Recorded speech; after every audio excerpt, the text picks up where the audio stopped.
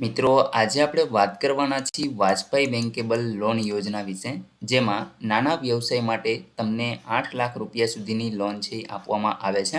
અને મિત્રો એમાં પણ તમને 40%ની સબસિડી છે એ મળવાપાત્ર હોય છે. એમાં વ્યાજ તમારે કોઈ પણ પ્રકારે ભરવાનું નથી હોતું, ઉલટાની તમને 40% સબસિડી આપવામાં આવે છે. મિત્રો આમના ઓનલાઈન ફોર્મ કઈ રીતે ભરવા તેના વિશે આજે આપણે આ વિડીયોની અંદર ચર્ચા કરીશું. અરજી કરવા માટે તમારે કયા કયા ડોક્યુમેન્ટની જરૂર પડશે, આ તમામ માહિતી તમને આ વિડીયોની અંદર આપવાની છે, તો વિડીયોને પૂરો જોવા વિનંતી. મિત્રો જો તમને અમારા વિડીયો ગમે તો લાઈક કરજો, તમારા મિત્રો સુધી આને શેર કરજો અને ચેનલને સબસ્ક્રાઈબ કરી લેજો, જેથી આવી કોઈ પણ માહિતી આપ સુધી પહોંચતી રહે. તો ચાલો શરૂ કરીએ. મિત્રો સૌપ્રથમ તમારે કોઈ એક બ્રાઉઝર ઓપન કરી અને સર્ચ કરાવવાનું છે blp.gujarat.gov.in. એટલે તમે આ વેબસાઇટ ઉપર છે આવી જશો. મિત્રો અહીંયા તમને બેંકેબલ લોન રજિસ્ટ્રેશન એવું એક એપ્લિકેશન છે જોવા મળશે. એમાં સૌપ્રથમ તમારે રજિસ્ટરના ઓપ્શન ઉપર ક્લિક કરી દેવાનું રહેશે. જેવું તમે ક્લિક કરશો એટલે મિત્રો તમારે તમારો જે મોબાઈલ નંબર છે એ અહીંયા લખવાનો છે. અને આ જે કેપ્ચા તમને જોવા મળે છે A D અને 4, તમને જે પણ જોવા મળતો હોય એ તમારે લખવાનો છે. અને ત્યાર પછી સેન્ડ ઓટીપીના ઓપ્શન ઉપર ક્લિક કરી દેવાનું રહેશે. એટલે મિત્રો તમારા રજિસ્ટર મોબાઈલ નંબર ઉપર એક SMS આવશે, જેમાં ઓટીપી હશે, જેને તમારે વેરીફાઈ કરવાનો રહેશે. તો આપણે મિત્રો આ પ્રોસેસ કરી અને આગળ વધીએ. મિત્રો ઓટીપી વેરીફાઈ કરી અને તમારે તમારું નામ, ત્યાર પછી પાસવર્ડ, આ તમામ વિગતો છે એ ભરી લેવાની રહેશે. અને ત્યાર પછી લોગિન થઈ જવાનું છે. લોગિન થવા માટે મિત્રો તમારે તમારો મોબાઈલ નંબર અથવા તો ઈમેલ આઈડીનો ઉપયોગ કરવાનો રહેશે. તમે જે પાસવર્ડ સેટ કરેલો છે પાસવર્ડ તમારે લખવાનો છે. જે કેપ્ચા તમને જોવા મળે એ કેપ્ચા તમારે લખી અને લોગિન થઈ જવાનું રહેશે. જેવા તમે લોગિન થશો એટલે અહીં આ પ્રકારે તમને પેજ છે જોવા મળશે. બેંકેબલ સ્કીમ એ પ્રકારનો ઓપ્શન તમે જોઈ શકો છો. મિત્રો અહીંયા ન્યૂ એપ્લિકેશન છે એના ઉપર તમારે ક્લિક કરી દેવાનું છે. ત્યાર પછી અહીંયા શ્રી વાજપાઈ બેંકેબલ યોજના, આને તમે ઓપ્શનને સિલેક્ટ કરશો અને ત્યાર પછી તમારે સબમિટ કરી દેવાનું રહેશે. મિત્રો જેવું તમે સબમિટ કરશો એટલે અહીં તમે જોઈ શકો છો કે તમારો અહીંયા એપ્લિકેન્ટ ડિટેલ છે એ તમને જોવા મળશે, જે તમારે ભરવાની છે. તો સૌપ્રથમ તમારે તમારો આધાર કાર્ડનો નંબર છે એ આ ખાનામાં લખવાનો છે. ત્યાર પછી મિત્રો અહીંયા આપણે તમારું આધાર કાર્ડમાં જે પ્રમાણે નામ છે એ જ પ્રમાણે લખવાનું રહેશે. અહીંયા તમારું ફર્સ્ટ નેમ, ત્યાર પછી મિડલ નેમ અને લાસ્ટ નેમ તમારી સરનેમ છે એ તમારે લખવાની છે. અહીંયા તમારી જન્મ તારીખ તમારે સિલેક્ટ કરી લેવાની છે. ત્યાર પછી મિત્રો તમારે કેટેગરી છે એને અહીંથીને સિલેક્ટ કરી લેવાની એ રહેશે. ત્યાર પછી ક્વોલિફિકેશન તમે અહીંથીને સિલેક્ટ કરી શકો છો. ત્યાર પછી મિત્રો અહીંયા આપણે સ્પેશિયલ કેટેગરી આપેલી છે, જેમ કે એક્સ સોલ્જર એટલે કે આર્મી મેન હોય, અથવા તો માઇનોરિટી હોય કે પછી ફિઝિકલ હેન્ડીકેપ હોય તો એ તમે સિલેક્ટ કરી શકો છો. ત્યાર પછી મેલ અથવા ફિમેલ જે પણ હોય એ તમે અહીંથી સિલેક્ટ કરી શકો છો. મિત્રો અહીંયા ભણેલ હોય એવું જરૂરી નથી, જો અભણ હોય તો પણ અહીંયા કણે તમે એપ્લાય કરી શકો છો. ત્યાર પછી નીચે આપણે જોશું તો તમારે એડ્રેસ છે એને આપવાનું છે. એડ્રેસમાં શહેરી વિસ્તારની અંદર રહેતા હોય તો અર્બન, અને ગ્રામ્ય વિસ્તારમાં રહેતા હોય તો રૂરલ તમારે સિલેક્ટ કરી લેવાનું રહેશે. તમારું અહીંયા પરમેનન્ટ એડ્રેસ, કાયમી એડ્રેસ તમારે આપવાનું છે. અહીંયા તમારો જિલ્લો જે પણ હોય એ તમે આ પ્રકારે સિલેક્ટ કરી લેશો.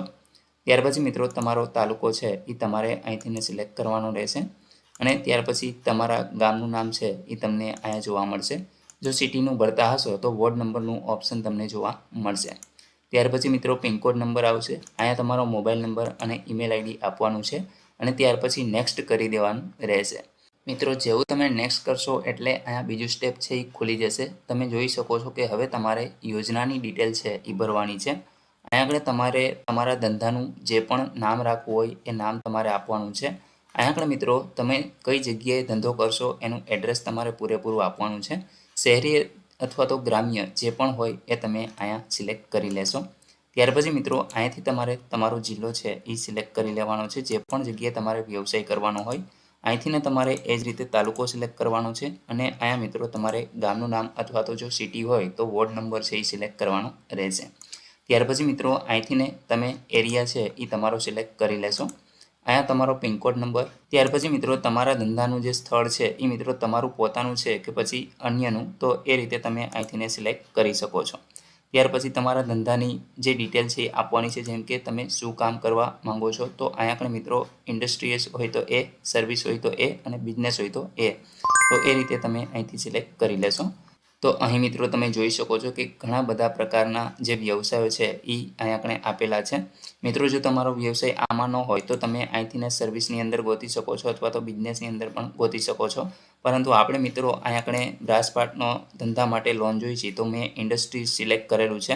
અહીં તમે નીચે સ્ક્રોલ કરાવશો તો મિત્રો અહીંયા તમને જોવા મળશે કે બ્રાસપાર્ટ અથવા તો મશીનરી માટે તમારે લોન જોતી હોય તો મિત્રો એ તમે અહીંથી સિલેક્ટ કરી શકો છો. તો આપણે મિત્રો અહીંયા બ્રાસપાર્ટ છે એને સિલેક્ટ કરીશું. ત્યાર પછી અહીંયા પ્રોજેક્ટ ટાઈપની અંદર ન્યૂ અથવા તો જો તમારે પહેલેથી જ ચાલુ હોય ધંધો અને મિત્રો તમે વધુ વધારવા માંગતા હોય તો આ બીજો ઓપ્શન છે એ સિલેક્ટ કરી શકો છો. પરંતુ આપણે નવો ધંધો શરૂ કરવાનો છે તો મિત્રો અહીંયા હું ન્યૂ પ્રોજેક્ટ છે એને સિલેક્ટ કરીશ. ત્યાર પછી જો તમારા જે વ્યવસાય શરૂ કરવાનો છે એમાં મિત્રો કોઈ એમ્પ્લોયને રાખવાના હોય તો એ અહીંયા આગળ તમે લખી શકો છો. ત્યાર પછી તમારે જે રૂપિયા છે કેટલા રૂપિયાની રિક્વાયરમેન્ટ છે તો એ મિત્રો મશીનરી માટે તમે અહીંયા લખી શકશો. તમારા પાસે કામ કરવા માટે કેટલી મૂડી અવેલેબલ છે તો એ તમે અહીંયા આગળ લખી દેજો. ત્યાર પછી મિત્રો તમારે બેંક છે એ બેંકને અહીંયા આગળ સિલેક્ટ કરવાની છે કે જે બેંકમાંથી તમને લોન જોતી હોય તો એ મિત્રો તમે અહીંથી સિલેક્ટ કરી લેશો. અહીંયા મિત્રો તમારે એની બ્રાન્ચ છે એ સિલેક્ટ કરી લેવાની રહેશે. અહીં મિત્રો એક્સપિરિયન્સ ડિટેલ જો તમારી પાસે હોય તો તમારે અહીંયા આપવાની થશે. જેમ કે એક્સપિરિયન્સ અથવા તો ટ્રેનિંગ જો તમે લીધેલી હોય તો મિત્રો અહીંયા આગળ એનો સબ્જેક્ટ આવશે, કેટલો સમય તમે ટ્રેનિંગ લીધી છે અને એડ્રેસ એ તમામ વિગત છે એ તમારે ભરવાની થશે. ત્યાર પછી સેવ એન્ડ નેક્સ્ટ કરી દેવાનું રહેશે. ત્યાર પછી મિત્રો જેવું તમે નેક્સ્ટ કરશો અહીં તમે જોઈ શકો છો કે તમારે ડોક્યુમેન્ટ છે એ અપલોડ કરવાના છે. તો અહીં મિત્રો તમને ડોક્યુમેન્ટનું લિસ્ટ આપેલું છે. સૌપ્રથમ તમારે આધાર કાર્ડ, ત્યાર પછી તમારું જાતિ પ્રમાણપત્ર, એક્સપિરિયન્સ અથવા તો અનુભવ જો હોય અથવા એજ્યુકેશન તમે મેળવેલું હોય તો એના સર્ટિફિકેટ, ત્યાર પછી તમારો એક ફોટો, ત્યાર પછી મિત્રો તમારા ધંધાનું પ્રૂફ છે એ તમારે અહીં અપલોડ કરવાનું થશે એના ફોટા, અને ત્યાર પછી નિશાળનું LC. તો આટલી જે વસ્તુ છે એ અવશ્ય તમારે અપલોડ કરવાની થશે. મિત્રો અહીં આપણે એક પછી એક તમામ ડોક્યુમેન્ટ છે ને અપલોડ કરીશું. તો અહીંયા આધાર કાર્ડને સિલેક્ટ કરી અહીંયા ચૂઝ ફાઇલ લખેલું છે એ જગ્યા ઉપર તમે ક્લિક કરશો. મિત્રો તમે જે પણ જગ્યાએ સ્કેન કરીને ડોક્યુમેન્ટ રાખેલા હશે એ જગ્યાએથી તમારે અહીં ઓપન કરી લેવાની રહેશે ફાઇલ. મિત્રો અહીં જે ફાઇલની સાઇઝ છે એ PDF સ્વરૂપે તમારે અપલોડ કરવાની છે અને 2 MBથી ઓછી સાઇઝ જ હોવી જોઈએ. તો મિત્રો આપણે આ તમામ ડોક્યુમેન્ટ અપલોડ કરી અને આગળ વધીએ. મિત્રો બધા જ ડોક્યુમેન્ટ અપલોડ થઈ જાય ત્યાર પછી તમારે અહીંયા ટિક માર્ક કરી દેવાનું છે. અહીંયા સબમિટ એપ્લિકેશનના ઓપ્શન ઉપર ક્લિક કરી દેવાનું રહેશે એટલે તમારું ફોર્મ છે એ સબમિટ થઈ જશે. મિત્રો તમારે આ ફોર્મની 2 પ્રિન્ટ કાઢી લેવાની રહેશે અને જે પણ ડોક્યુમેન્ટ તમે અપલોડ કર્યા છે તેની પણ તમારે 2 પ્રિન્ટ છે એ અવશ્ય કરી લેવાની રહેશે. જે તે સમયે તમને કોલ આવે જિલ્લા ઉદ્યોગ કેન્દ્રમાંથી ત્યારે મિત્રો આ બંને પ્રિન્ટ છે એ તમારે દેવાની થશે અને ત્યાર પછી જ તમને સબસિડીનું ફોર્મ છે એ ભરાવવામાં આવશે અને તમારા ખાતાની અંદર સબસિડી છે એ જમા કરવામાં આવશે. તો મિત્રો આશા રાખું છું કે અહીં તમને વાજપાઈ બેંકેબલ યોજના વિશે તમામ માહિતી મળી ગઈ છે. તેમ છતાં પણ કોઈ પ્રશ્ન હોય તો કોમેન્ટ દ્વારા પૂછી શકો છો. વિડીયોને લાઇક કરજો, તમારા મિત્રો સુધી શેર કરજો અને ચેનલને સબસ્ક્રાઇબ કરી લેજો જેથી આવી કોઈ પણ માહિતી આપ સુધી પહોંચતી રહે. વિડીયો જોવા બદલ આપનો ખૂબ ખૂબ આભાર. મળીએ એક નવા વિડીયો સાથે. ત્યાં સુધી જય હિન્દ.